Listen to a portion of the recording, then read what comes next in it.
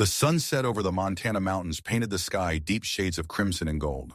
Donald Trump stood at the picture window of his office, watching the last rays of sunlight cling to the peaks of the distant mountains. Here, on the secluded family estate, far from flashing cameras and intrusive reporters, he could afford the rare luxury of silence. There were documents spread out on the massive oak desk, demanding his attention, but Donald's mind was elsewhere. The latest opinion polls, the headlines this morning, the analysts' comments all added up to a disturbing picture of a country that was becoming more divided with each passing day. A quiet knock on the door brought him out of his reverie. "Come in," he said without turning around. The door opened almost silently. Donald recognized his son's steps.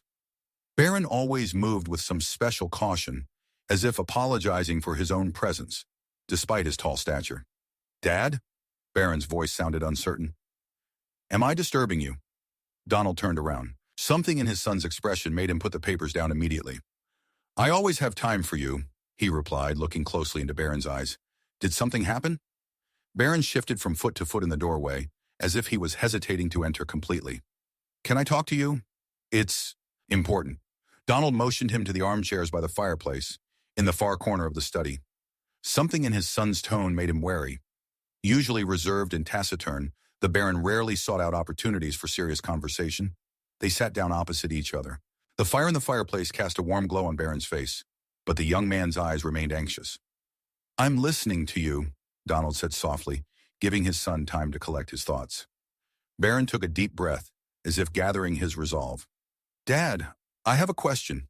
It may seem strange or inappropriate, but I need to know." Donald leaned forward, showing his full involvement. "Ask. Any question." Barron looked up, meeting his father's gaze. "Is America dying?" The question hung in the air between them. Donald felt something tighten inside him. Of all the questions his son could ask, this was the most unexpected and at the same time the most painful. He didn't answer right away. Instead, he rose from his chair and walked slowly to the window, where the last strip of light was disappearing over the horizon. "Why are you asking this?" he said quietly without turning around. Barron took a deep breath. "Because I see what's happening around me. At school, on social media, on the news. People don't talk anymore. They yell at each other. They don't listen. They blame. Families are breaking apart over political differences. Friends are falling apart." His voice faltered. "And I see hatred. So much hatred, Dad. It's like the very foundations of our society are crumbling." Donald turned slowly to face his son. For the first time, Barron noticed on his father's face an expression that had never appeared on television or magazine covers, a mixture of vulnerability, worry, and deep thought. "You're afraid of what you see," Donald said. It wasn't a question, but a statement. Barron nodded. "Yes, and it's not just me. Many of my friends feel the same way. We talk about it when adults won't listen. We're afraid that we'll inherit a country that won't be America anymore." Donald returned to his chair but sat differently, leaning forward, resting his elbows on his knees, closing the distance between himself and his son. "You know, when I was a little older than you are now, the world seemed on the brink of destruction too," he began. "The Cold War, the threat of a nuclear strike, political assassinations, civil unrest. Many people were asking the same question back then. Will America survive?" "And what happened?" Barron asked. "How did the country survive that crisis?" Donald rubbed his chin thoughtfully. "Okay, people remembered what it meant to be Americans. That despite all our differences, we were united by something greater. And now?" Barron's voice was doubtful. "What unites us now? It seems that we live in completely different realities. What is true for one is a lie for another. How can we bridge such a gap?" Donald looked at his son for a long moment. For a moment, Barron thought his father was about to deliver one of his signature pep talks, which he often used in public speeches. But instead, Donald did something Barron had not expected at all. He spoke quietly, almost intimately, as if sharing something he rarely allowed himself to say. "You're right, Barron. Things are different now. People used to be able to disagree on facts, could argue about their interpretation. Today, they can't even agree on what facts are. And that scares me, too." The admission made Barron sit up straighter in his chair. His father, known throughout the world for his unwavering confidence, had just confessed to fear. Not of a specific enemy, but of something deeper, a threat to the very foundations of society. "Does that mean the answer to my question is yes?" he asked quietly. "Are we really seeing the death of America?" Donald rose and went to the window again. Now the blackness of the night stretched beyond, broken only by a scattering of stars and the outlines of the mountains. "Do you know what America is, Baron?" he asked without turning around. "It's not just a territory, not just a flag or an anthem. It's an idea. The idea that people can govern themselves, that their rights are inalienable, that every person deserves a chance to create their own future." He turned to his son. "And ideas don't die easily. They can weaken, they can become clouded, they can be distorted, but they only die completely when people stop believing in them." Baron was silent, thinking about his father's words. "So the answer depends on us?" he finally asked. "On whether we continue to believe?" "It's not just believing," Donald shook his head. "It's fighting for that belief, especially when it's hard, especially when it seems easier to give up." Baron stood up and walked over to his father, standing next to him at the window. They both looked out at the starry Montana sky. "I don't want to give up," he said quietly, "but sometimes I feel like I don't know what it is I'm fighting for. Everything has become so confusing." Donald put his hand on his son's shoulder. "It's okay to doubt," he said. "The important thing is not to dwell on doubts." "And you?" "Yeah." Baron turned to his father and there was a challenge in his eyes. "Have you ever doubted yourself? Have you never thought that maybe things aren't going as they should?" There was a long pause.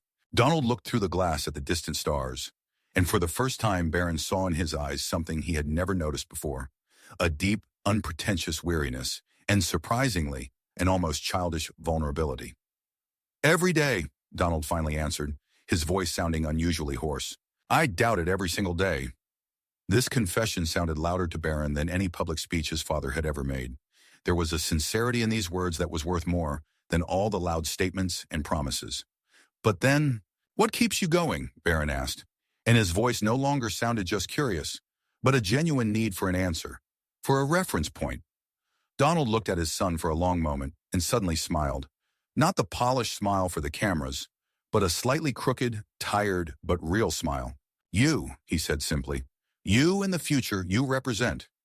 Baron blinked, not expecting that answer. "I don't understand."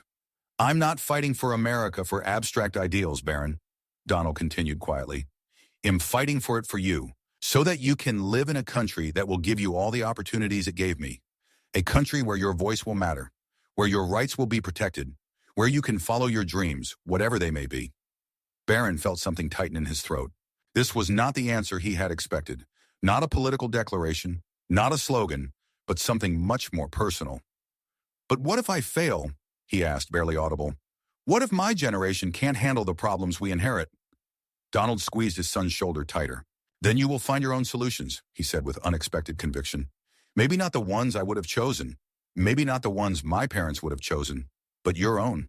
Baron looked at his father and for the first time in a long time felt something like hope. Not carefree optimism, but a firm, almost stubborn determination. "Dad," he began, his voice growing stronger, "I want you to know, I will not give up. No matter what happens, I will fight for the America we could have created." Donald nodded and something suspiciously like tears glinted in his eyes. "That's why," he said quietly, "that's why America will not die. As long as there are people like you who ask the hard questions and aren't afraid to seek the answers." Outside, the night had finally come into its own. The stars shone brightly over the Montana mountains, and in the study, lit only by the warm glow of the fireplace, father and son stood shoulder to shoulder, united by an understanding that had never existed between them before. Suddenly, the sound of approaching footsteps was heard from outside, and the door handle began to turn. The door creaked softly, but no one entered. Baron winced and turned around, but saw only the door slightly open, probably rocked by a draft from the long corridor of the estate. Outside the panoramic windows, the Montana sky was completely black, and only a scattering of stars broke this darkness here. Far from the city lights, they seemed incredibly bright and close. Donald looked at the door too, then walked slowly over and closed it. When he returned to the window, his face looked more determined, as if he had made some important internal decision in those few seconds. "You asked me a question about America," said Donald, returning to the chair by the fire. "But there's more to that question, isn't there?" Baron frowned. "Hindurstam, what do you mean?" Donald motioned for his son to sit down again. When they were both settled in their chairs, he continued. "When a young man asks if his country is dying, he is really asking about his future, about whether he has hope." Baron looked down at his hands.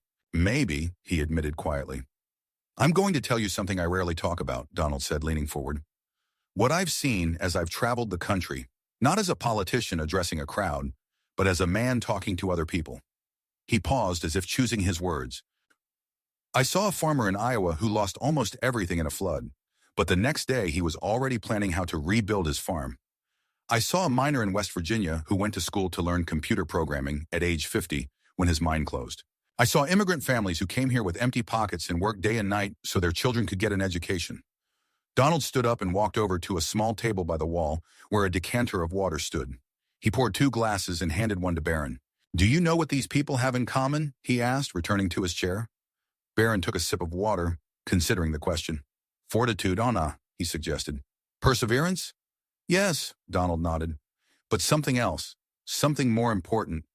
They all believe in tomorrow, not in an abstract future, but in a concrete tomorrow that will be better than today.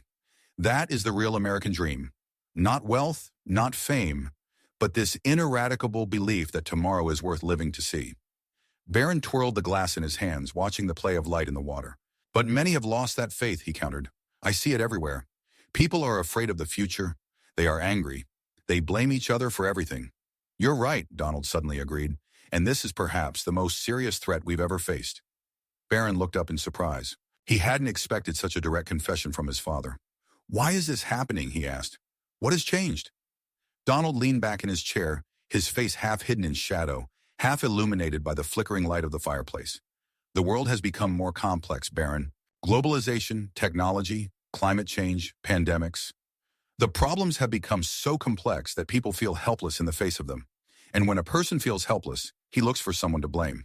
And he finds them everywhere except in the mirror, Barron quietly remarked. Donald looked at his son carefully, surprise flashing in his eyes. That's a very astute observation, he said after a pause. Yes, we all prefer to blame others. It's human nature. The fire in the fireplace crackled, creating the illusion of coziness. But the conversation between father and son became increasingly tense, touching on topics that usually remained unspoken. Dad, Barron began, his voice uncertain, can I ask you a direct question? Donald nodded. Certainly. Do you think, Barron hesitated, choosing his words, that you yourself have ever contributed to this division? To the strengthening of this enmity between Americans? The question hung in the air. Donald did not answer at once. His face, usually so expressive, became impenetrable. The Baron was beginning to regret his boldness, but then his father did something surprising. He took a deep breath and answered with unexpected sincerity. Yes.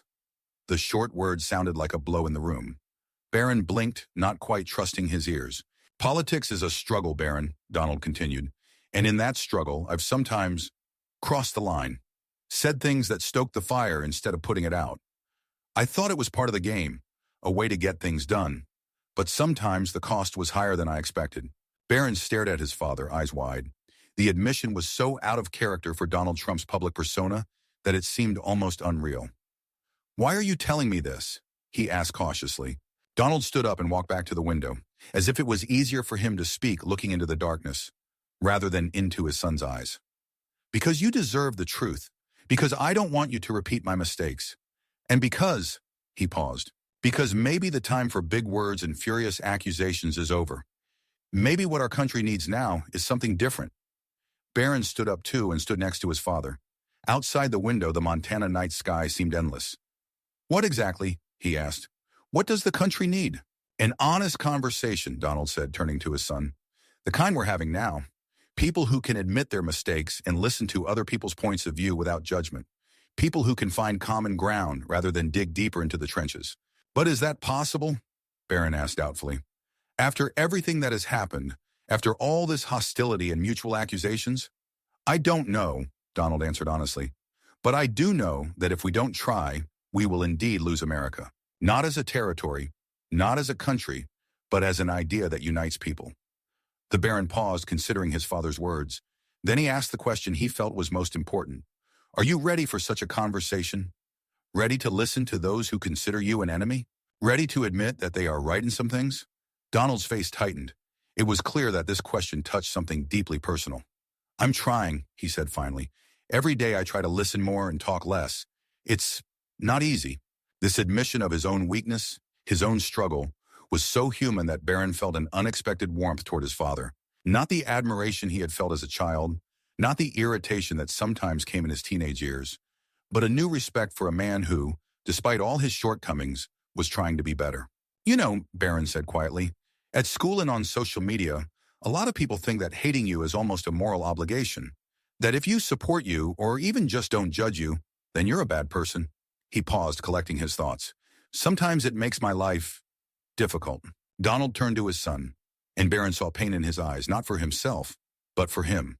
I'm sorry you have to bear this burden, he said quietly. It's not fair. It's not about fairness. Barron shook his head. I just want to understand how we got to the point where half the country thinks the other half is not just wrong, but morally corrupt. How can we ever find common ground if we think each other is evil? Donald was silent for a long moment, then walked slowly back to the chair and sat down, gesturing for his son to do the same. When they were both settled, he spoke, his voice thoughtful. You know, when I was about your age, my dad told me a story about two brothers who were feuding so much that they divided their house with a wall right down the middle. Each lived on their own half and didn't talk to the other. For years. Then there was a fire. The fire started on one brother's half, and he was screaming for help. The other brother heard the screams, but he thought, why should I help him after everything he did to me? And he didn't come to the rescue. Do you know how that story ended? Barron shook his head. The fire spread to the other half of the house, and both brothers died. Donald finished quietly. Because they forgot a simple truth. No matter how high the wall was between them, they still lived under the same roof. Barron thought about this parable. And you think we are like those brothers now? Yes, Donald nodded. We forgot that we still live in the same house, that the problems we face, climate change, economic security, terrorism, pandemics, do not discriminate between Republicans and Democrats. They affect us all. But how do we get past this wall? Barron asked. How do we get people to talk to each other again? Donald rubbed his chin, his gaze becoming distant, as if he was looking somewhere far beyond the room. It starts with conversations like ours, he said finally, with recognizing that the other side is not monsters, but people with their own fears and hopes, with a willingness to listen as deeply as we want to be heard. Barron looked at his father carefully, trying to understand how sincere his words were. Do you really believe this? Or are these just beautiful words? Donald didn't take offense at the directness of the question.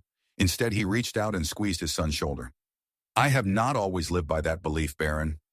God knows how often I have failed to live by it. But yes, deep down I believe that it is the only way forward.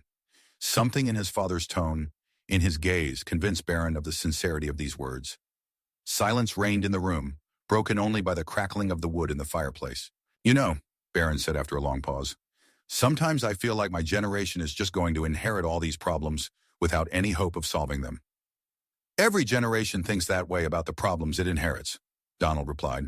But every generation also finds its own, often unexpected solutions. The Baron stood up and paced the room. Suddenly a thought struck him, and he turned to his father. What if the problem is deeper than political differences? What if it's that we're no longer one people? That we no longer have a common history, a common understanding of who we are? Donald sat up straight in his chair, clearly intrigued by the thought. Go on, he said, looking closely at his son. Well, look, Barron began to expound, moving around the room as he often did when he was passionate about an idea. Americans used to have common heroes, common values, a common understanding of what it meant to be an American. Now we have different heroes, different values, different versions of history. We can't even agree on what the American dream should be. He stopped, looking at his father. How can we be one people if we have nothing in common? Donald nodded slowly, acknowledging the depth of the question. That's a serious thought, Barron, and I think there's truth in it. We have indeed lost the common language, the common symbols, the common rituals that once united us. He stood up and walked up to his son. But there is another side. Perhaps our strength is not in uniformity, but in diversity. Not that we are all the same, but that we are different, but still find a way to live together. Barron raised an eyebrow skeptically. Sounds good, but does it work? I don't see us having much success finding a way to live together lately. Donald grinned, something like pride in his son's sharp mind flickering in his eyes. Fair enough, but maybe it's not because the idea is wrong, but because we're not working hard enough on it. He returned to the window, and Barron followed him. They stood shoulder to shoulder, looking at the starry sky. You know what I think, Barron? Donald said after a long pause. I think America is at a crossroads, and the decision about which way to go from here will not be made by my generation, but by yours. Barron felt the weight of these words. That sounds like a huge responsibility, he said quietly. That's true, and Donald nodded. But I believe that your generation is ready for this challenge. The Baron didn't answer. He stared into the night, feeling a strange mixture of anxiety and determination. His silence stretched out, and Donald touched his shoulder gently. "What are you thinking about?" "What I'm thinking," Baron said slowly, "is that if America is truly at a crossroads, then I need to understand much better what roads lie ahead of us and what lies at the end of each one." He turned to his father, and in his eyes there was now not just thoughtfulness, but some new determination. "I want to ask more questions. I want to hear different voices, different points of view. I want to understand why people believe what they believe, even if I don't agree with them." Donald looked at his son carefully, and his usually impenetrable face suddenly lit up with a warm, almost boyish smile. "Do you know what you just described? The true spirit of America. Not a commitment to a certain ideology, but an openness to dialogue. Not a conviction in one's own rightness, but a willingness to learn." Barron smiled back, but then his face became serious again. "It's not enough to just study, Dad. You also have to act. But how? How can one person, especially a young one, change anything in such a huge country, in such a difficult situation?" Donald walked away from the window and went to his desk. He looked at the papers laid out there for a long time, then turned to his son. "Let me tell you a story. When I was in my early 20s, I had big plans but limited resources. I wanted to change New York. I wanted to leave my mark. People laughed at my ambitions. They said it was impossible, that the city was too big, the system too complicated. You know what I realized then?" Barron shook his head. "That the impossible becomes possible when you break it down into small steps. One building at a time, one project at a time, one day at a time." Donald stepped closer to his son. "The same is true for our country. You can't change America in a day, but you can change one conversation, one opinion, one heart, and that is a start." The Baron looked at his father for a long time, as if he saw him in a new light. Then he asked, and his voice no longer sounded confused but with some new strength, "What would you do now if you could change only one thing in the country? What would it be?" Donald didn't answer right away. He walked to the fireplace and added a log to the fire, watching the flames engulf the new wood. When he finally spoke, his voice was unusually soft. "I would change the way we talk to each other. I would remind people that behind political labels, behind different points of view, there are real people with their fears, hopes, love for their children, desire for a better future." He turned to Barron. "At the end of the day, we all want the same country, where our children are safe, where they can pursue their dreams, where justice prevails. We just imagine different paths to that goal." Barron listened attentively, taking in every word. Then he spoke, and his voice no longer sounded childish. "My sorry, but that requires trust, Dad, and that's been destroyed. People don't believe the other side really wants the same thing. They believe the other side wants to destroy everything they hold dear." Donald nodded, acknowledging his son's rightness. "True, and that is why rebuilding trust is the most difficult and most important task facing us. It cannot be solved by laws or decrees. It can only be solved through honest, open conversations like ours." "Talk is all well and good," Barron said, "but there must be actions to back up the words. Otherwise, talk is just talk." Donald looked at his son with sudden surprise, as if for the first time he truly realized how mature he had become. "You know, Barron," he said quietly, "this conversation with you, it makes me think about a lot of things. About what I did right and what I did wrong. About the legacy I'll leave behind." His voice became even quieter, almost intimate. "Sometimes I think about how I will be remembered when I am gone. What words will be used to describe my life, my decisions." Barron had never seen his father so vulnerable, so human. The revelation sounded like a trust placed in him, not as a son, but as an equal. "How would you like to be remembered?" he asked. Donald was silent for a long time, looking into the fire. When he finally spoke, his voice was calm, but with deep inner feeling. "I would like to be told that I love my country, that I fought for it, even when it was unpopular, that I never gave up, even when everything was against me."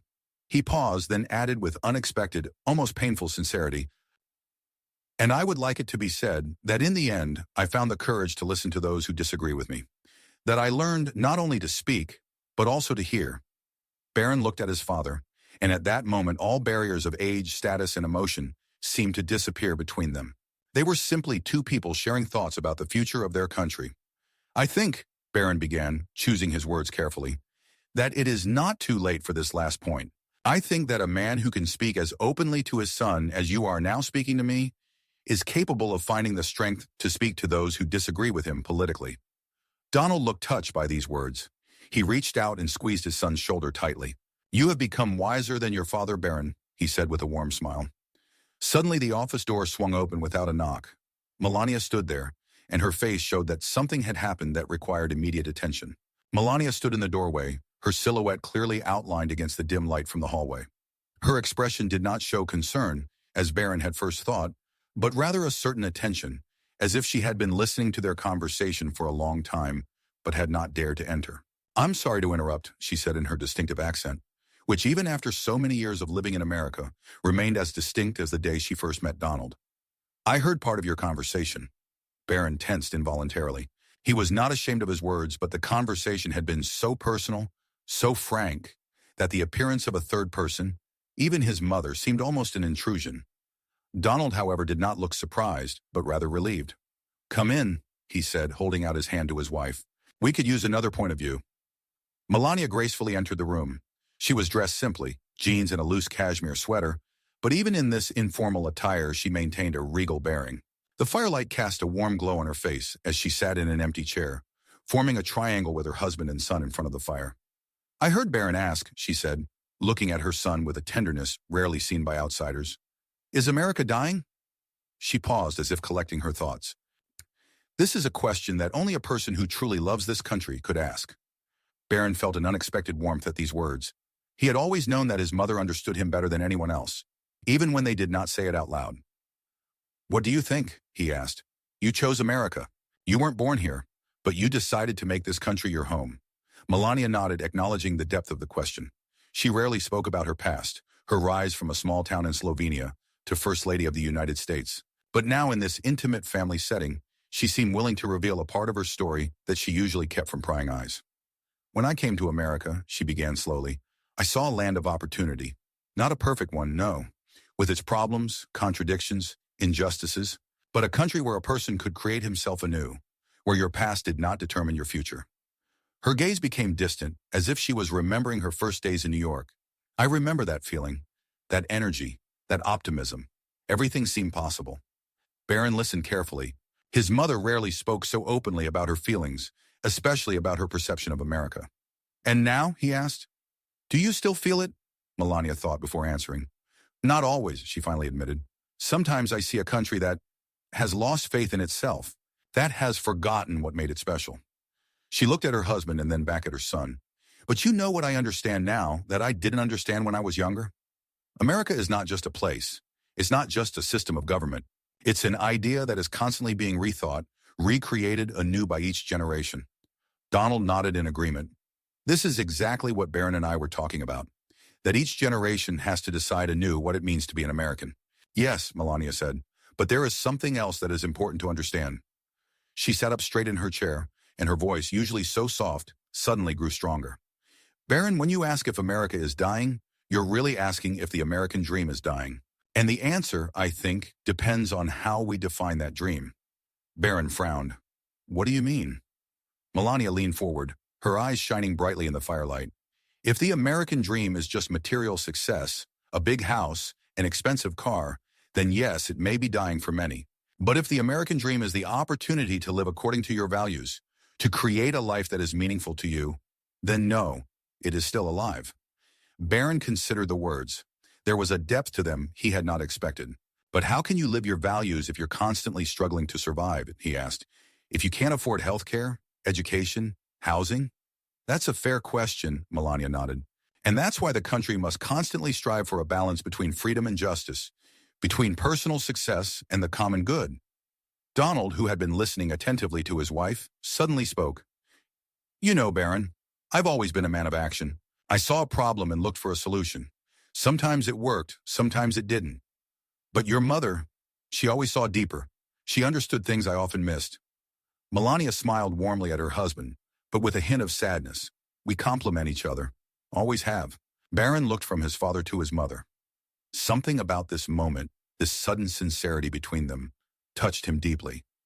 He suddenly saw his parents not as public figures, not as the president and first lady, but as two people who had lived a long life together, with all its ups and downs. "Mom," he said quietly, Why do you think the country is so divided right now? Why can't people who want the best for America even talk to each other? Melania looked at her son for a long moment, as if assessing whether he was ready for the answer she was about to give. Because pain blinds us, she said finally. When people suffer, economically, socially, spiritually, they look for someone to blame. And it's easiest to blame those who look different, speak differently, think differently. She paused and then added, I saw it in Europe.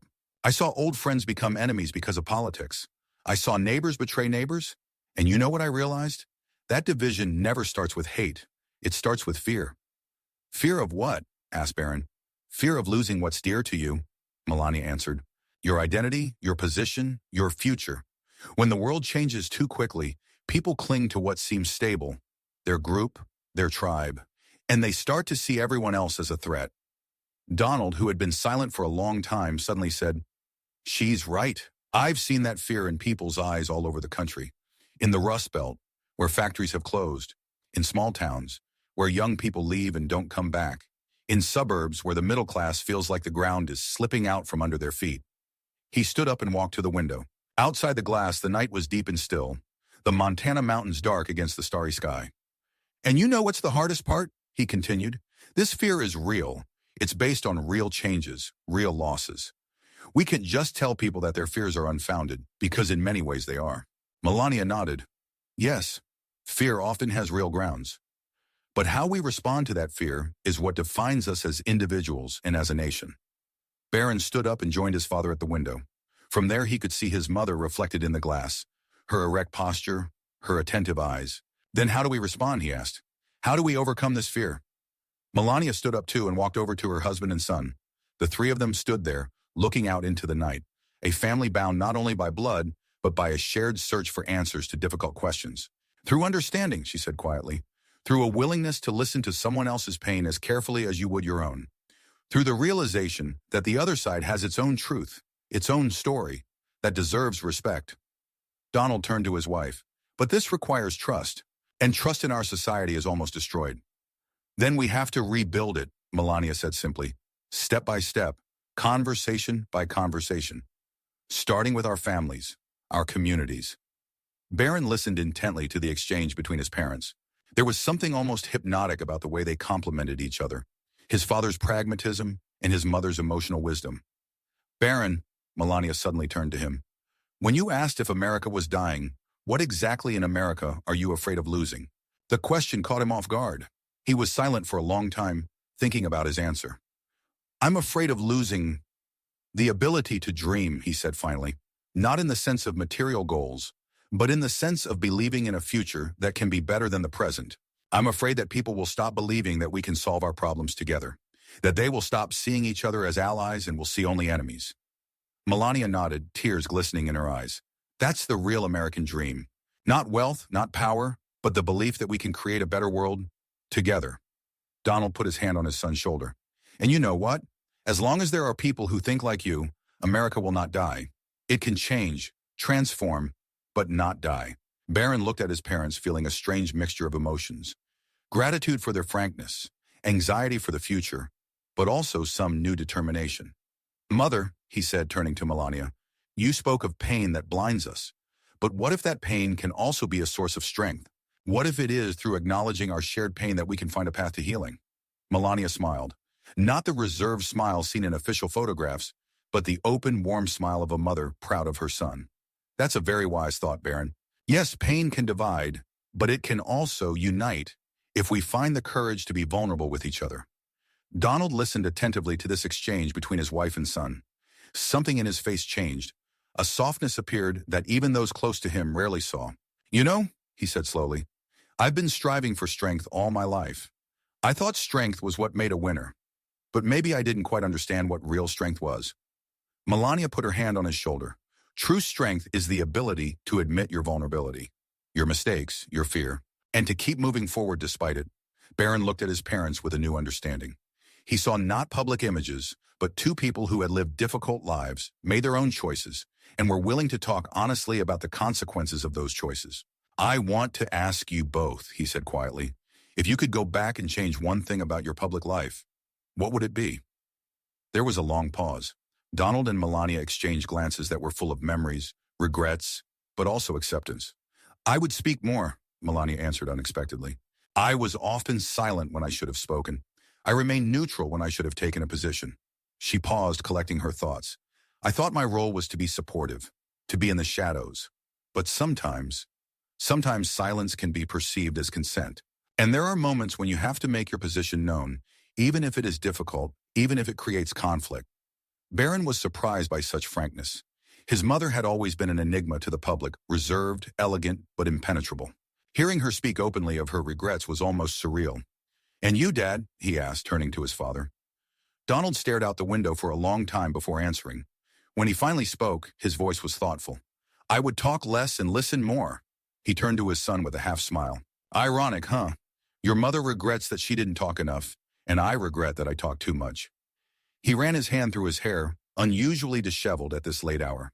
"I've always believed that there is power in dominating a conversation, always having the last word. But there is also power in sometimes just shutting up and listening to others." Melania nodded. "We are both learning. Even now, even after everything we have been through." Barron looked at his parents with new respect. Their honesty, their willingness to admit their mistakes amazed him. It was a conversation he would never forget. The moment when his parents emerged not as perfect figures, but as people, with all their contradictions and complexities. "You know," he said quietly, "I think that's the answer to my question about America." "What do you mean?" Donald asked. "If America is an idea, it will live on as long as we are willing to learn, change, admit our mistakes, and move forward," Barron explained. "As long as we are able to have conversations like these, honest, difficult, but necessary." Melania smiled and took her son's hand. "You are wiser than I was at your age," she said softly, "and that gives me hope." "Me too," Donald agreed, and there was an unusual softness in his voice.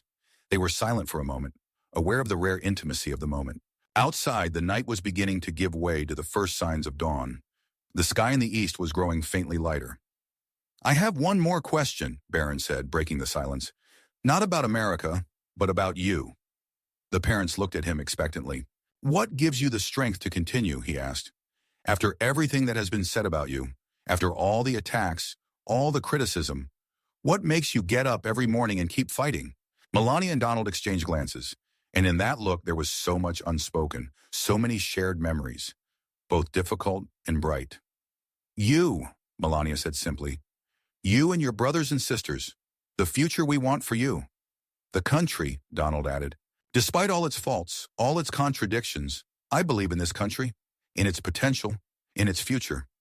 He paused, then added more quietly, "And the people who believe in me, even when I doubt myself. Your mother. You. Those millions of Americans who have entrusted their hopes to me.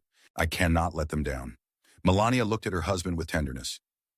"You know, Barron, behind everything the public sees, behind the controversies, behind the scandals, behind the headlines, there is a man who deeply believes in what he does, who can make mistakes, can make the wrong choices, but always with the conviction that he is acting for the good of the country." Barron nodded, understanding the depth of what his mother was saying.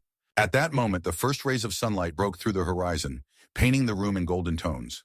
The night was over, but their conversation seemed to open a new chapter in their relationship. "I want you to know," Barron said, looking at both his parents, "that no matter what the headlines are, no matter what outsiders think, I'm proud of you. Not for your titles or your accomplishments, but for your resilience, for your willingness to change, to learn, to admit your mistakes." His voice grew stronger, and a new determination came into it.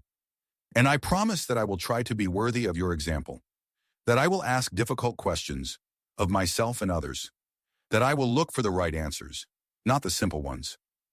Melania couldn't hold back her tears. She hugged her son, allowing herself to show the deep love that she usually hid from prying eyes. Donald looked at his wife and son with an expression that was hard to read. Pride, love, maybe even a little envy of their emotional openness, which he always lacked. "You know, Barron," he said quietly, "this whole conversation started with your question. Is America dying? But behind that question was a deeper question. Is there hope?" He put his hand on his son's shoulder. "And looking at you now, listening to your thoughts, I can only say one thing. Yes, there is. As long as this country has young people like you, there is hope." Melania wiped away her tears and smiled. "Your father is right. Hope is not something that exists outside of us. It is something we create with our actions, our words, our choices. Barron looked at his parents, and in that moment he was filled with a strange feeling. Not just love, but some new understanding, a new connection. They spoke not as a president and first lady to their son, but as three people united by a common search for meaning in a complex world. "There's something else I want to tell you both," Barron said, and something in his voice made his parents look at him carefully. "I know you've both sacrificed a lot for this country. I know it's cost you more than most people realize, and I want you to know it wasn't in vain." He paused, collecting his thoughts. "No matter what the history books say, no matter how your legacy is judged, there is one thing no one can deny. You made people think. You shook up the system. You made the country look at itself in a new way, at its problems, its contradictions, its shortcomings." Melania and Donald listened in amazement, not so much because of their son's words, but because of the maturity and depth with which he spoke them. "And maybe," Barron continued, "maybe that's the real path to healing. Not pretending there aren't problems, but facing them honestly. Not looking for quick fixes, but beginning the difficult, long process of dialogue and reconciliation." He caught his father's eye. "Dad, you always talk about the greatness of America. But maybe true greatness isn't about power or wealth or superiority. Maybe it's about the ability to admit your mistakes and learn from them, about the ability to reinvent yourself, to constantly strive to be better." Donald looked at his son for a long time, and in his eyes there was an expression that Barron rarely saw. A mixture of surprise, pride, and some kind of deep, almost philosophical acceptance. "You're right," he said at last. "Absolutely right. And do you know what's most amazing? It took me 70-odd years to come to this understanding, and you're already there at your age." Melania smiled through her tears. "That's because he has something we didn't have when we were young." "What exactly?" Barron asked. "Perspective," she replied. "The ability to see not just black and white, but all the shades in between. It's a rare gift, especially now when the world is so polarized." At that moment, the first rays of the sun filled the room with golden light.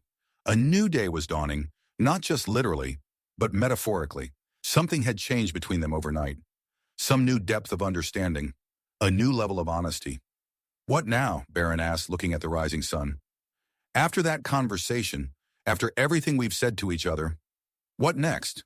Donald and Melania looked at each other, and the same thing was written in their eyes. Determination mixed with uncertainty.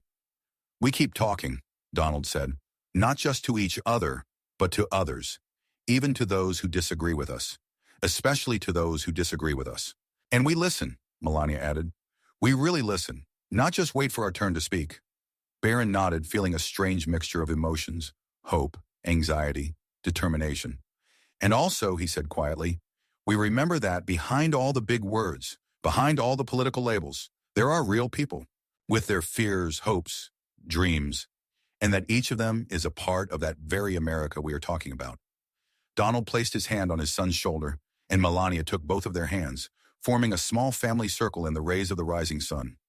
"America is not dying, Barron," she said firmly. "It is changing, sometimes painfully, sometimes frighteningly. But in that change, there is not only danger, but also opportunity. The opportunity to create something better than what came before." Donald nodded. "Your mother is right. And do you know what is most important in this process of change?" "What?" Barron asked. "That we decide what it will be," Donald replied. "Not politicians, not corporations, not the media, but ordinary people making small but important decisions every day. How to treat their neighbors, how to raise their children, how to talk about difficult issues. That is the real strength of America." Barron stared out the window at the rising sun lighting up the Montana mountains. In that moment, he felt a strange calm, not because he had all the answers, but because he realized that asking the right questions was important. The America he would inherit would be shaped not just by great leaders and historic decisions, but by millions of everyday conversations like the one he and his parents had that night. Conversations that avoided simplistic answers, that were willing to listen, to understand, to change. And that, perhaps, was the most important lesson he took away from that night. True courage was not about never doubting, but about moving forward despite doubt. The sun was setting, casting a warm orange glow across the office. Donald, Melania, and Barron were deep in conversation, and time had passed without them noticing. What began as a simple but fundamental question, "Is America dying?" had turned into something more. A shared search for meaning, a journey through the values that united not just their family, but the entire country. A light knock on the door made them turn around. Ivanka stood there, elegant and collected as always, but her eyes were filled with genuine curiosity. "I've lost you all," she said, entering the room. "A family dinner without family just doesn't work out." Donald smiled at his daughter. "Sorry, we got a little carried away. Will you join us?" Ivanka glanced around the room, noticing the unusual atmosphere of openness and thoughtfulness on the faces of her relatives. "What did I miss?" she asked, sitting down in an empty chair. "Baron asked a question that made us all reconsider some of our beliefs," Donald replied. Ivanka looked questioningly at her brother. "I asked if America was dying," Baron said simply, "and it turned into something more." Ivanka nodded slowly, her face becoming serious. "A difficult question, especially now." "And how would you answer that?" Melania asked, looking closely at her stepdaughter. "After all, you look at the country through the eyes of not only a politician, but also a businesswoman and a mother." Ivanka folded her hands in her lap, considering her answer. There was something of her father in the gesture. The same concentration, the same careful choice of words. "You know," she began, "I work with numbers, with reports, with forecasts every day. And if you look at them alone, America has a lot of problems. Growing inequality, loss of competitive advantages, destruction of the middle class." She paused. "But then I come home and look at my kids and think about what I want their future to be like. And that makes me look deeper than just numbers and graphs." "But you haven't answered the question," Baron insisted gently. "Is America dying?" Ivanka met her brother's gaze. "I don't think America is dying, Baron. It is transforming. And this process is painful, scary for many, but necessary." "Necessary for what?" Donald asked, clearly intrigued by his daughter's answer. "For evolution," Ivanka replied. "The world has changed. Technology, globalization, climate change, all of this is creating a completely new reality. And America must either change with this reality or actually die." Her words had the same directness as her father's, but softened by nuances and shades that Donald often lacked.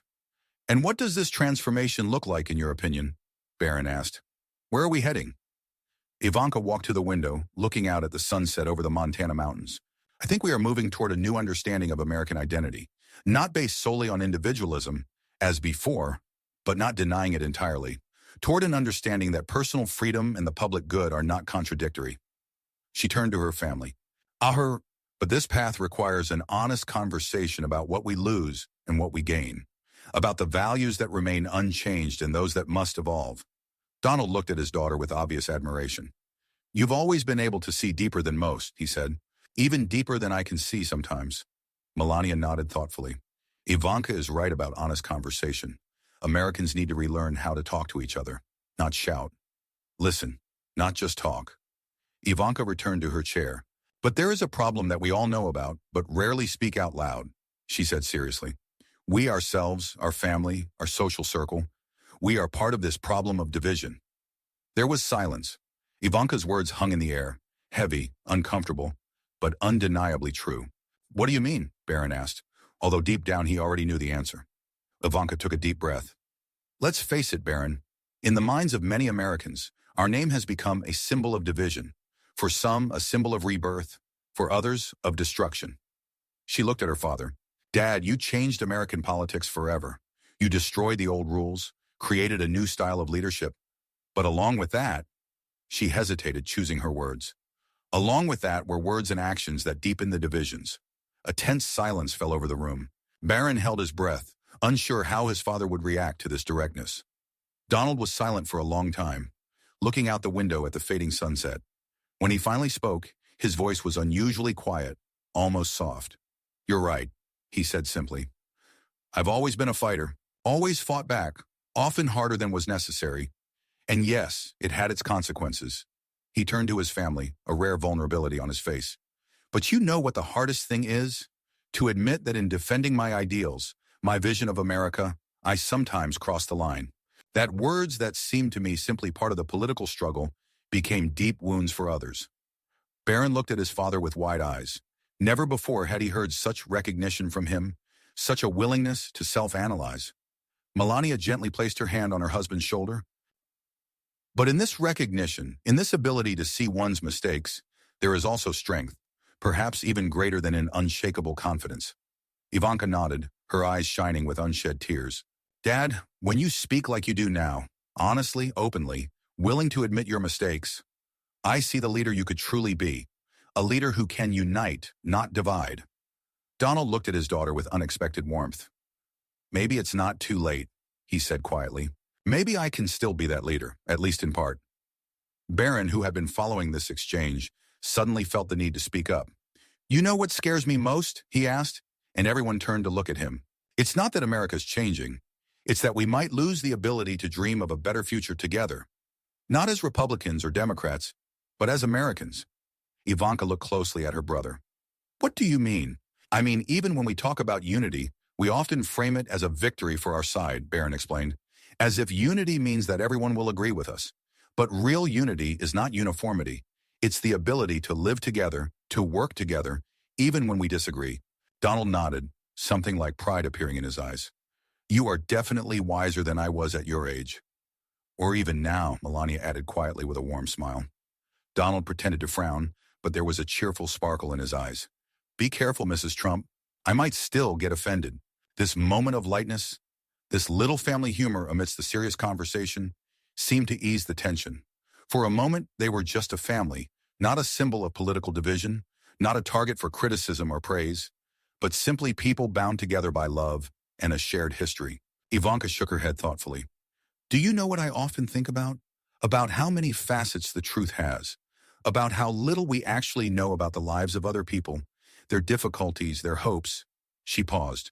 I remember visiting a factory in Ohio where people were losing their jobs to automation. I talked to a woman who had worked there for 30 years and suddenly found herself unwanted. Her pain, her fear, were so real. And in that moment, I realized that all our beautiful words about progress, about the future, about the global economy, they mean nothing to a person who just wants to preserve her dignity, her ability to provide for her family. Donald nodded. This is exactly what I have been talking about all these years, about people who feel that the system has betrayed them, that their voices are not heard, that no one cares about their pain. Yes, Ivanka agreed, but the problem is that we hear some voices and don't hear others. We see the pain of some and ignore the pain of others. She looked straight at her father. We're talking about a coal miner in West Virginia who lost his job, not a migrant who risked his life for a better future for his children. We're talking about families suffering from the opioid epidemic, not families separated by deportation. Donald didn't look away. You're right, and that's part of the problem. We all choose which stories to tell, which voices to amplify, and these choices shape not only our vision of the world, but the world itself. Barron, impressed by the frankness of this exchange of opinions, suddenly asked a question that had long been bothering him. What if we've gone too far? What if the rift can no longer be healed? There was silence. This question, uttered with such sincere concern, made everyone think. Melania, who had been silent for a long time, suddenly spoke. You know, Barron, my grandmother lived through the war in Europe. She saw how neighbors became enemies, how communities were torn apart, how hatred destroyed everything human. She paused, her eyes clouded with memory. And she told me, Melania, remember there is no gap between people that cannot be overcome. But for this to happen, someone has to take the first step. Ivanka nodded. And this step is always an act of courage, because it requires vulnerability, a willingness to be rejected, to be ridiculed. Donald, who had been listening to them with unusual attention, suddenly asked, what if I have to take this first step? The room froze. This question, asked with such directness, such sincerity, seemed to change the very atmosphere. The Baron looked at his father with surprise. What do you mean? Donald stood up and went to the window. The sun had almost set, the last rays painting the horizon a deep crimson. I mean, maybe I need to do something I've rarely done in my life. Reach out to those I considered adversaries. Not for political gain, not to improve my image, but simply because it's the right thing to do. He turned to the family. Not with scathing statements, not with loud promises, but with concrete actions. To show that I hear not only my supporters, but also my critics. That I can change, learn, grow. Ivanka looked at her father with undisguised surprise. Dad, are you serious? Donald nodded slowly. I have never been more serious. I have thought about this a lot lately, about the legacy I will leave. Not about buildings with my name on them, not about political victories, but about whether I have made the world better or worse. The words, spoken with an unusual thoughtfulness for Donald Trump, brought silence to the room. The silence conveyed not only an unexpected vulnerability, but also a profound dignity. The Baron, touched by this confession, approached his father. "Do you really want to change?" he asked quietly. Donald put his hand on his son's shoulder. "I want to try," he said simply. "I don't know if it will work, but I want to try." "It will take a lot of courage," Melania said. "You've spent so many years building a certain image, a certain identity. Changing that won't be easy." "I know," Donald nodded. "But do you know what I learned today, listening to our son? That true strength is not in never changing, but in having the courage to change when necessary." Ivanka approached her father and brother, her eyes shining with emotion. "If you're serious, Dad, I'll be there. I'll support you every step of the way." Melania joined them, forming a family circle. "Me too," she said quietly. "Always." Donald looked around at his family, his daughter, his wife, his son. At that moment, he looked not like a political figure, not like a billionaire, not like a president, but simply like a man who understood his place in history and his responsibility to the future. "Baron," he said, turning to his son, "when you asked if America was dying, I didn't give you a straight answer. But now I say no, America's not dying as long as there are people willing to change, to learn, to grow. As long as there are families who can have conversations like the one we're having today." Baron nodded, the last rays of the sunset reflected in his eyes. "But how can we ensure that there are more such families, more such conversations?" "Start with yourself," Donald answered simply. "Set an example, not with words, but with actions." Ivanka smiled thoughtfully. "You know what I realized listening to our conversation, that America is not just a country. It is an idea that is constantly being rethought, recreated. And each generation must answer anew the question of what it means to be an American." "And what is your answer?" asked Baron. "Being an American means believing that we can be better than we are," Ivanka responded. "That our differences are not weaknesses, but strengths. That our ability to change, to adapt, to grow, is what has always made America great." Donald listened attentively to his daughter, and something like insight appeared on his face. "You know, I've always talked about making America great again, but maybe true greatness isn't about going back to the past. It's about creating a new future, a future where there's room for everyone, even those we disagree with." Melania smiled softly. "That's the most American thing you've ever said," she said quietly. Donald chuckled. "Don't tell the journalists about this. They won't believe me." The laughter that rippled through the room was more than just a release of tension. There was something healing about it, a unifying moment of pure, unadulterated connection between four people seeking answers to their most difficult questions. Baron went to the window. The sun had already disappeared behind the horizon, but the sky still glowed with a soft, farewell light. There was something symbolic in this. The day was over, but its echoes were still felt. "Dad," he said without turning around, "I want you to know, when I asked my question, I didn't expect all this, such frankness, such depth." Donald walked up to his son, standing next to him at the window. "You know what the paradox is? It is precisely these kinds of questions, uncomfortable, complex, thought-provoking, that America needs now. Not loud statements, not empty promises, but an honest, open dialogue about who we are and where we are going." Ivanka and Melania joined them, forming a single silhouette against the fading light. "Perhaps," Ivanka said quietly, "perhaps true healing begins just like this, with family conversations, with a willingness to listen to each other, with admitting your mistakes." Melania nodded. "And with the courage to change," she added, "even when it's scary, even when it's hard." Baron looked at his family, his father, his stepmother, his sister. People who the whole country knew as symbols of power, wealth, influence. At that moment were just people with their fears, hopes, doubts. "I'm proud to be Trump," he said suddenly. "Not because of the buildings, not because of the wealth, not because of the power, but because we can have these conversations, because we can admit our mistakes and try to be better." Donald put his arm around his son's shoulders, his eyes shining suspiciously. "And I'm proud of you," he said quietly, "that you're not afraid to ask the hard questions, that you make me be better than I am." At that moment, the first stars began to appear in the darkening Montana sky. They stood silently, four silhouettes against the fading light, united not only by blood, but by something deeper, a shared search for meaning, a shared hope for a better future. "What now?" Baron asked, looking at the stars. Donald was silent for a long time before answering. "Now we act," he said finally. "Not just talk, but do. I'll start with myself. with how I communicate with opponents, how I react to criticism, how I listen to those with whom I disagree. And I will continue my work, Ivanka added, but with a new understanding, with greater openness to different voices, different perspectives. Melania smiled softly. And I will no longer remain silent when I must speak, she said quietly, even if it creates inconvenience, even if it causes criticism. Baron took a deep breath, feeling a strange mixture of emotions, hope, anxiety, determination. And I will continue to ask questions, he said, not only to you, but to myself. I will seek answers not in extremes, but in understanding, in dialogue, in humanity. Donald put his hand on his son's shoulder, and his voice, usually so loud, so confident, now sounded almost intimate. Baron, you asked a question about America, but you got an answer about family. Perhaps that is the key. A country begins with family, with how we talk to each other, how we resolve conflicts, how we learn to grow together, not apart. Ivanka gently squeezed her brother's hand. Your question changed us today, she said quietly. It made us think, look at ourselves honestly, without illusions. This is the beginning of healing for the family, for the country, for all of us. Melania hugged Baron, her eyes shining with warmth and pride. You're going to be a wonderful person, she said. You already are. Baron looked out at the Montana sky, feeling strangely at peace.